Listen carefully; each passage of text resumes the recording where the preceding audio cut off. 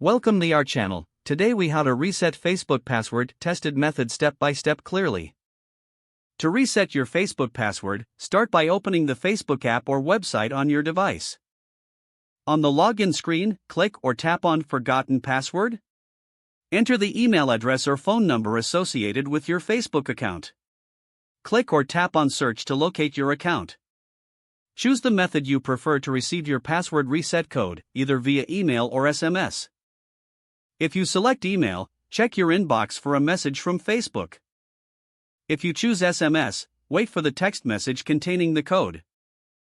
Once you receive the code, return to the Facebook app or website. Enter the code in the designated field. Click or tap on Continue to proceed. Now, you'll be prompted to create a new password. Choose a strong password that is easy for you to remember but difficult for others to guess. Enter the new password in the provided field. Re-enter the new password to confirm it. After confirming, click or tap on Continue to finalize the process.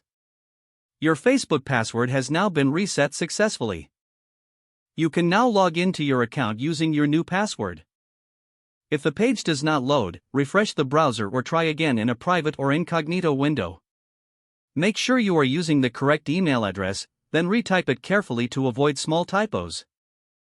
If your password is not accepted, use the reset option and create a new strong password you can remember.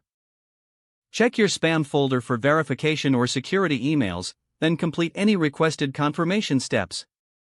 Enable two-factor authentication if available to improve account security and reduce unauthorized access risk. After signing in, review your profile details so your contact information and settings are accurate and current. If you see an error message, note it down and try again after restarting your device and internet connection. Log out when you finish, especially on shared devices, to keep your account and payment information secure. If the page does not load, refresh the browser or try again in a private or incognito window. Make sure you are using the correct email address, then retype it carefully to avoid small typos.